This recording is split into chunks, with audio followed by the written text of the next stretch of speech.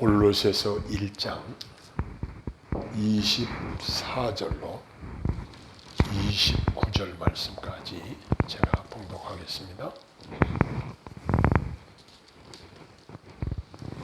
나는 이제 너희를 위하여 받는 괴로움을 기뻐하고 그리스도의 남은 고난을 그의 몸된 교회를 위하여 내 육체에 채우노라. 내가 교회의 일꾼 된 것은 하나님이 너희를 위하여 내게 주신 직분을 따라 하나님의 말씀을 이루려 함이니라. 이 비밀은 만세와 만대로부터 감추어졌던 것인데 이제는 그의 성도들에게 나타났고 하나님이 그들로 하여금 이 비밀의 영광이 이방인 가운데 얼마나 풍성한지를 알게 하려 하심이라. 이 비밀은 너희 안에 계신 그리스도시니 곧 영광의 소망이니라.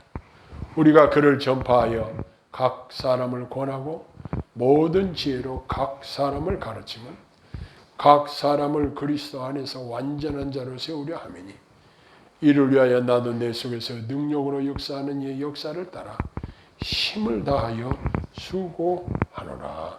아멘. 오늘은 이 비밀의 영광이 얼마나 풍성한지라는 주제로 함께 은혜를 나누기를 소원합니다.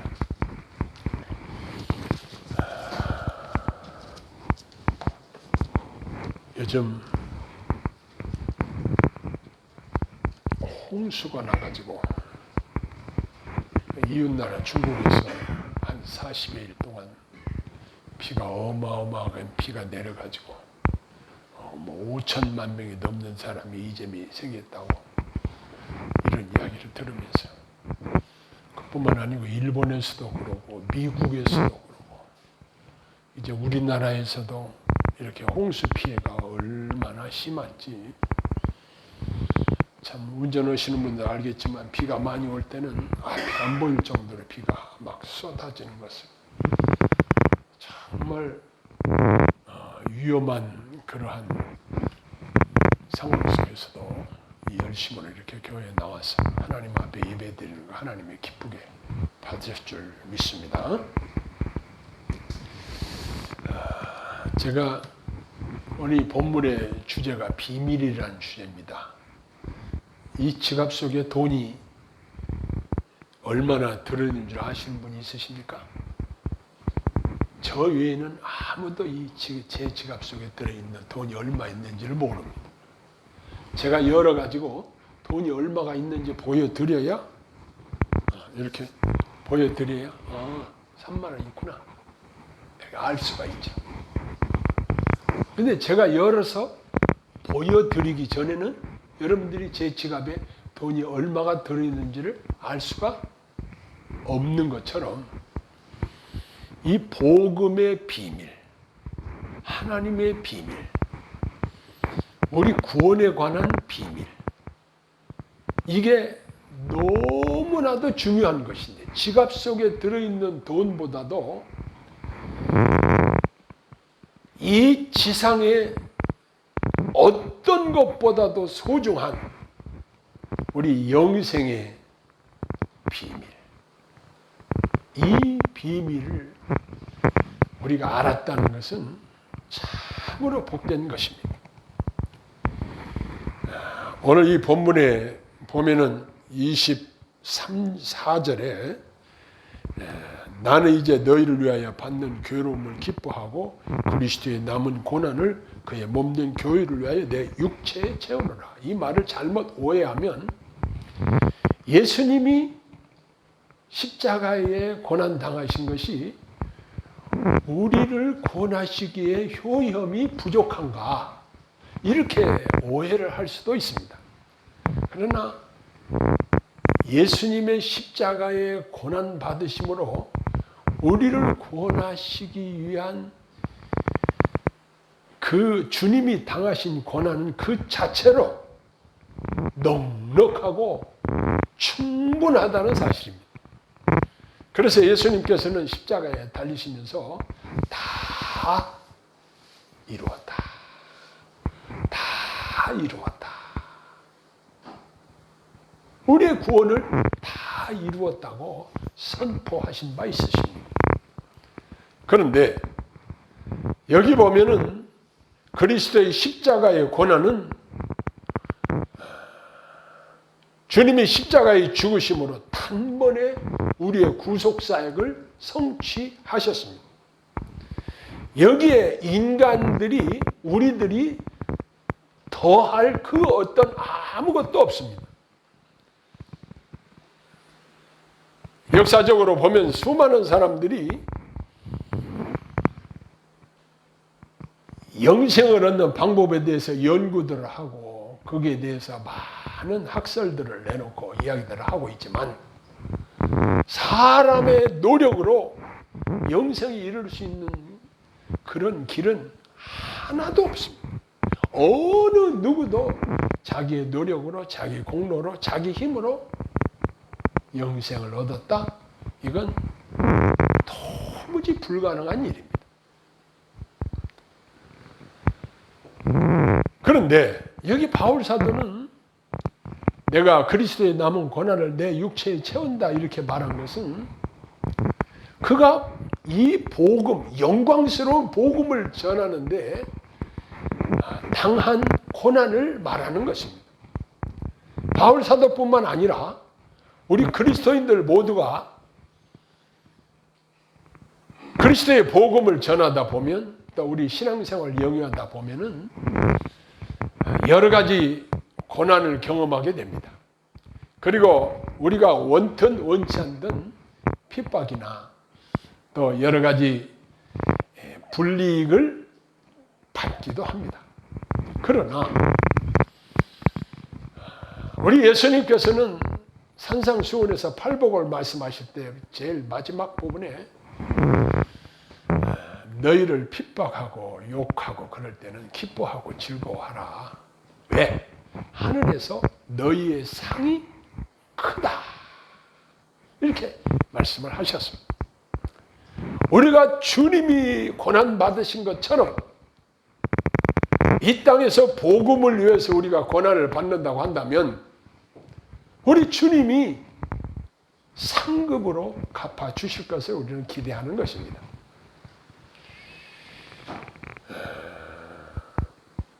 고린도후서 4장 17절에 보면 우리의 잠시 받는 환난에 경한 것이 지극히 크고 영원한 영광이 중한 것을 우리에게 이루게 함이니 그랬습니다. 그뿐만 아니고 베드로 사도는 베드로전서 4장 13절에 오직 너희가 그리스도의 고난에 참여하는 것으로 즐거워하라. 이는 그의 영광을 나타내실 때에 너희로 즐거워하고 기뻐하게 하려 함이라. 그랬습니다. 우리가 그리스도의 고난에 참여하는 것을 적극적으로 즐거워하라고 권면하고 있습니다. 우리가 어려움 당하는데 무슨 즐거워할 그런 마음이 들겠습니까? 그러나 믿음으로 사는 자들은 내가 주님을 위해서, 복음을 위해서 손해를 당하고 고난을 당하고 사람들에게 핍박을 당하고 한다고 할지라도 오히려 그 일을 기뻐하고 즐거워할 수 있는 것입니다. 그러므로 우리가 당하는 고난은 참으로 소중한 것입니다. 그뿐만 아니라 이제는 우리 성도들은 어떤 자인가? 놀라운 영생의 비밀을 간직하고 있는 자들이 하나님의 자녀들이라는 사실을 말하고 있습니다. 이 비밀은 만세와 만대로부터 감추어졌던 것인데 이제는 그의 성도들에게 나타났고 그랬습니다. 우리가 보통 집에 도록을 설치하고 있는데 그 도록의 비밀번호를 아는 사람만 그 집에 들어갑니다. 이 복음의 비밀을 아는 사람만 그리고 믿는 사람만 하나님 나라에 들어갑니다. 그런데 이 비밀을 다 아는 것 같지만 비밀은 역시 비밀입니다.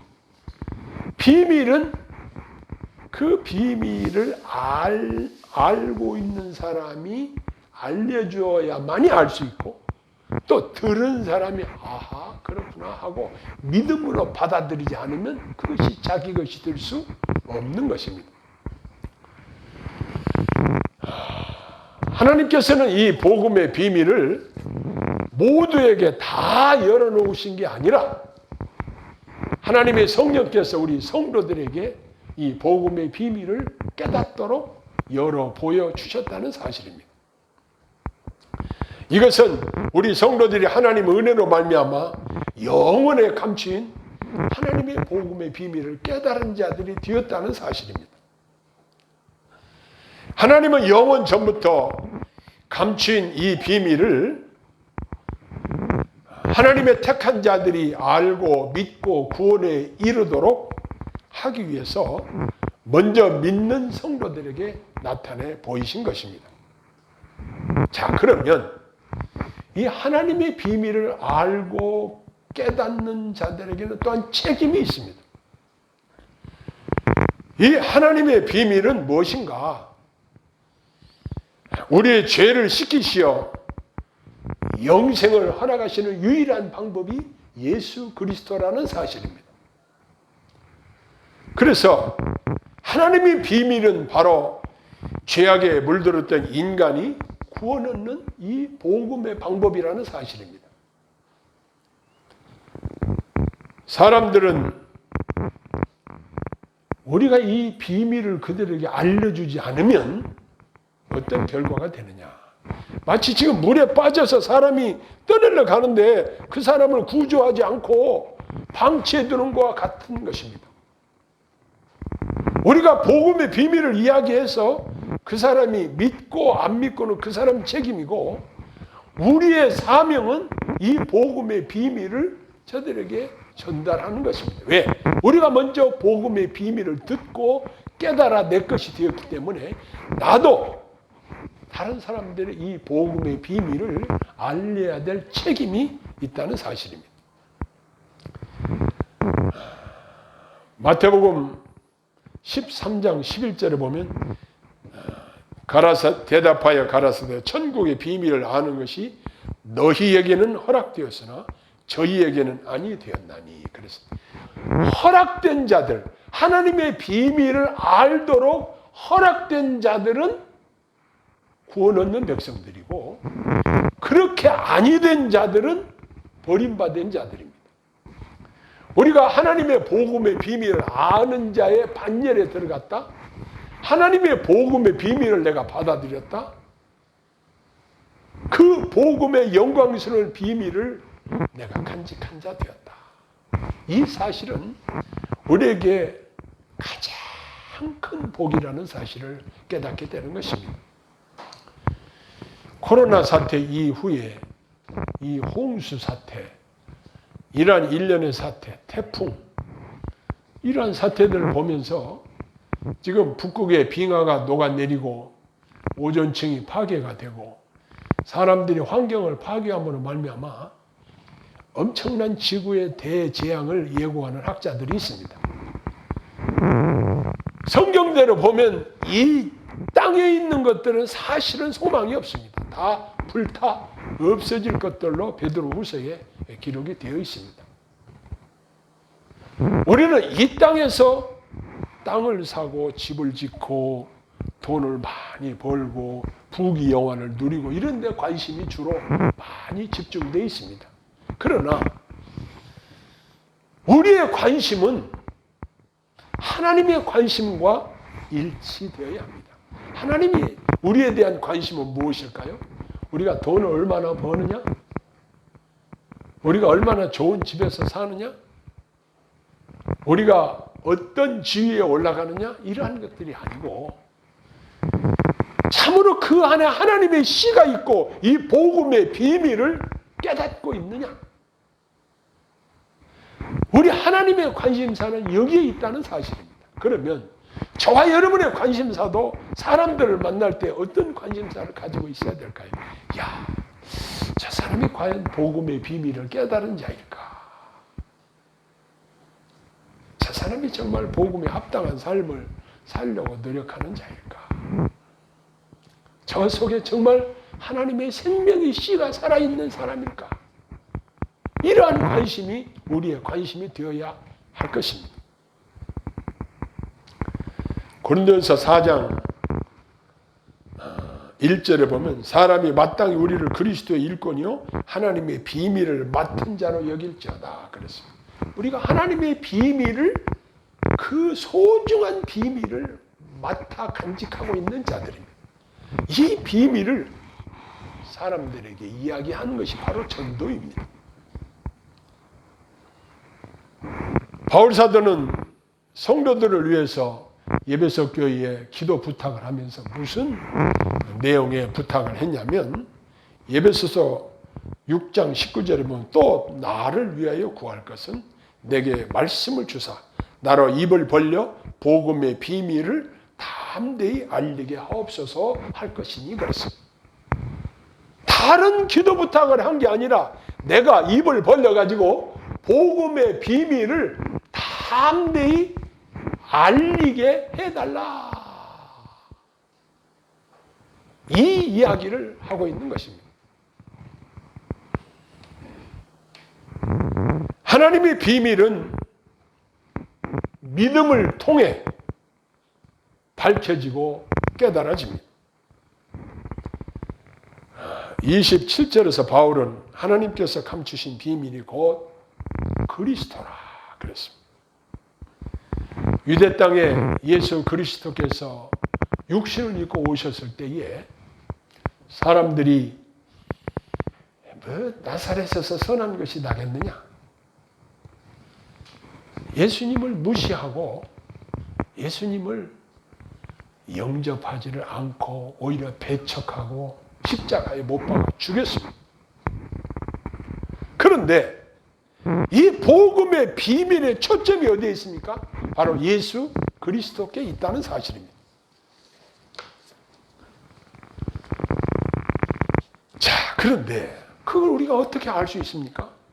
예수님이 복음의 비밀의 핵심이라는 사실을 어떻게 알게 하셨는가? 고린도전서 2장 10절에 오직 하나님이 성령으로 이것을 우리에게 보이셨으니 성령은 모든 것 곧 하나님의 깊은 것이라도 통달하시느니라 그랬습니다. 성령께서 하나님의 깊은 비밀까지도 통달하시고 우리로 깨닫도록 도우셨다는 사실입니다. 그뿐 아니고 에베소 1장 8절로 9절에 보면 그가 모든 지혜와 총명으로 우리에게 넘치게 하사 그 뜻의 비밀을 우리에게 알리셨으니 곧 그 기쁘심을 따라 그리스도 안에서 때가 찬 경륜을 위하여 예정하신 것이니 그렇습니다. 하나님의 복음의 비밀을 우리에게 알려주셨다는 사실입니다. 자, 그런데 우리가 이 비밀을 전달하는 것은 각 개인적으로 전달하는 것입니다.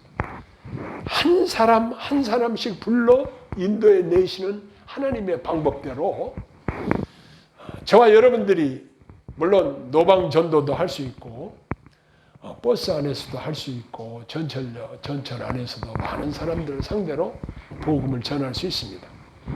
다 긍정적인 좋은 방법들입니다. 그런데 중요한 것은 하나님께서는 각 사람을 인도해 내신다는 것입니다. 어떤 사람은 우리 마누라가 열심히 교회 다니는데 천국 갈 때 나 안 데리고 가겠어? 이런 말을 하는 사람들이 있습니다. 그러나 아내의 신앙은 아내의 신앙이고 내 신앙은 내 신앙이고 하나님께서는 우리 사람들을 보실 때 각자 개인별로 보시고 판단하십니다. 그렇기 때문에 다른 사람에게 업어서 다른 사람과 함께 묶어서 판단하시는 것이 아니라 하나님께서는 우리 개개인들을 각자를 상대해 주시고 우리가 신앙생활을 하는 것은 하나님과 나와의 개인적인 관계라는 사실입니다.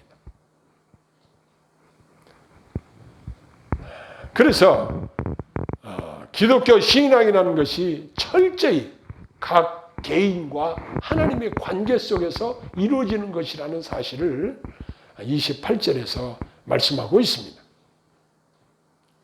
그래서 기독교는 오직 하나님과 나와의 1대1 관계라는 것입니다. 이것은 우리에게 있어서 매우 중요한 교훈을 깨닫게 해줍니다. 각 사람마다 홀로 하나님께 바로 서는 법을 배우고 내가 하나님 앞에 어떤 관계를 유지하고 내가 하나님을 위해서 어떻게 헌신해야 할 것인가, 나 개인의 신앙관을 확실하게 세우는 것이 중요하다는 것입니다.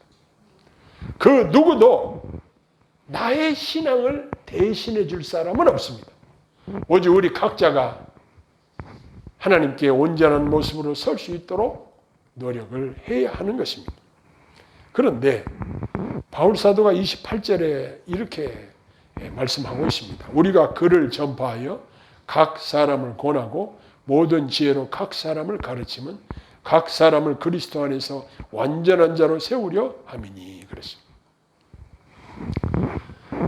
바울 사도의 목회의 궁극적인 목표를 여기서 말씀하고 있습니다.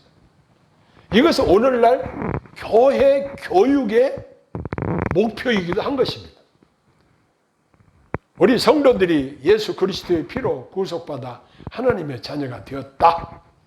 이제는 나는 완전히 다 끝났다. 이게 아닌 것입니다. 우리는 하나님 나라 갈 때까지 소위 성화의 과정을 거치면서 여기 기록된 대로 주님 앞에 설 때에 완전한 자로 세워지도록 교회에서 교육하고 말씀으로 우리는 늘 교훈을 받고 그 말씀대로 준행해 살고자 하는 우리의 성화의 노력이 날아가게 된다는 사실입니다. 그래서 바울 사도는 자기가 각 사람들을 교훈하는 그 최고의 목적이 뭐냐? 각 사람을 하나님 안에서 그리스도 안에서 완전한 자로 세우고자 하시는 그러한 깊은 뜻이 있다는 사실을 공개하고 있습니다. 그런데 사람들을 완전히 세우는 이 일은 사람의 노력으로는 불가하다는 사실을 언급하고 있습니다. 여기 29절에 보니까 이를 위하여 나도 내 속에서 능력으로 역사하는 이의 역사를 따라 힘을 다하여 수고하노라. 자기가 힘을 다해서 이 복음 전파하는 일을 위해서 수고하고 있는데 여기에 단서가 붙습니다. 무슨 단서가 붙냐면 내 속에서 능력으로 역사하는 이의 역사. 누구를 가리킵니까? 성령의 역사로 말미암아 성도 각 개인들을 하나님 앞에 완전한 자로 세우고자 하는 자기의 교육 목적을 달성할 수 있다는 것입니다. 오늘날 하나님의 교회 강단이 정치적인 색깔을 띠고 변질되는 것을 많이 봅니다. 강단에서 아무리 화려한 말로 정치 이야기를 한다고 해서 성도들을 완전한 자로 세우는 데 도움이 된다고 생각하지 않습니다. 특히 대형교회에 정치인들이 출입을 하면서 말이 많습니다. 어떤 특별 정치인들에 대해서는 어떤 사람들은 칭찬을 하는가 하면 어떤 사람은 비방을 합니다. 그러면 교회가 정치 쟁점화가 되면 하나님의 복음의 비밀을 전하고 우리 각 사람을 하나님 앞에 완전한 자로 세우고자 하시는 교회 교육의 목표와 빗나가는 그러한 현장이 되어지고 마는 것입니다. 참으로 안타까운 일입니다. 그러나 사역자들에게 오는 유혹은 보다 많은 사람들에게 인기를 얻고자 하는 이러한 생각이 머릿속에 자리 잡게 되면은 다분히 곁길로 빠지기가 쉽습니다. 그러나 바울 사도에게서 우리가 배워야 될 것은 뭔가? 우리 개개인들을 각 개별 우리 성도님들을 하나님 앞에 완전한 자로 세우고자 하는 이러한 분명한 목표가 있는 교육이 이루어져야 한다는 사실입니다. 그러한 교회가 하나님께 인정받는 교회요, 하나님이 기뻐하시는 교회요, 그러한 사역자가 하나님이 기뻐하시는 사역자라는 사실입니다. 어떻게 하면 우리 교회 성도들을, 어떻게 하면 내가 접촉하는 성도들을, 내 말씀을 듣는 성도들을, 각 개개인들을 하나님 앞에 완전하게 세워서 주님 앞에 설 때 잘했다, 착하고 충성된 종아 칭찬받는 이러한 성도로 세울 것인가. 이것이 교회 지도자들의 교육 목표가 되어야 한다는 사실입니다. 그것은 사람의 힘으로 되어지는 것이 아니라 우리 안에 역사하시는 성령의 역사로 말미암아 가능하다고 말씀하십니다. 바울 사도는 자기의 경험, 경력, 자기의 지혜, 자기의 학식으로 사람들을 완전하게 세운다고 말하고 있지 않습니다. 중요한 것은 하나님의 성령의 역사로 말미암아 우리가 하나님 앞에 각 개인들이 완전한 자로 세워져서 아멘 주 예수의 오시옵소서, 주님을 쌍수로 들어서 환영하는, 주님 앞에 칭찬과 상급을 받는 성도로 세워지기를 기대합니다. 기도하겠습니다.